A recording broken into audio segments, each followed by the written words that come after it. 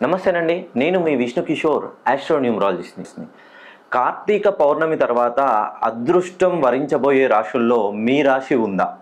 So Karthika పౌర్ణమి అనగా November 5, 2025 రోజున బుధవారం రోజున కార్తీక పౌర్ణమి వస్తుంది. ఈ కార్తీక పౌర్ణమి తర్వాత 2 రాశుల వారికి మహర్దశ రాబోతుందండి. సో 2 రాశులు అనగానే కన్యా రాశి వారు, మిథున రాశి వారు, మీరు ఇప్పటి వరకు పడ్డ అష్ట కష్టాలన్నీ తొలగిపోయి ఈ 2 రాశుల వారికి మంచి మహర్దశ రాబోతుంది. మీరు ఏదైనా వ్యాపారం ప్రారంభించినా ఆ వ్యాపారంలో మంచి అంచెలంచెలుగా ఎదుగుతారండి. ఉద్యోగాలలో ఎవరైనా ప్రైవేట్ జాబ్స్ కానీ, గవర్నమెంట్ జాబ్స్ కానీ, ప్రమోషన్స్ కోసం ఎదురు చూస్తున్న వాళ్ళకి గురుబలం పెరిగింది.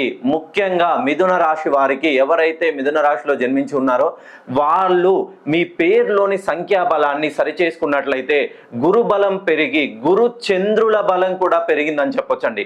సో అక్టోబర్ 19 తర్వాత మిథున రాశి నుండి కర్కాటకంలోకి గురుడు రావడం వలన 2వ స్థానానికి గురుబలం పెరిగిపోయి మీ ఉద్యోగాలలో ప్రమోషన్లు 100కి 100% మిథున రాశి వాళ్ళకి రాబోతున్నాయి.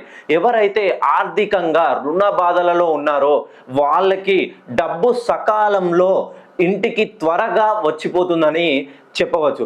ఇవన్నీ జరగాలనంటే మీ పేరులో ఉన్నటువంటి నెగిటివ్ వైబ్రేషన్ని తీసేయండి. నెగిటివ్ వైబ్రేషన్స్ అంటే మిథున రాశి వాళ్ళకి రాశ్యాధిపతి బుధుడు కాబట్టి గురుబలం పెరగడం వల్ల మీ పేరులోని సంఖ్యాబలాన్ని సరి చేసుకొని మీ కష్టాలన్నీ తొలగిపోయి అష్టైశ్వర్యాలతో తులతూగండి.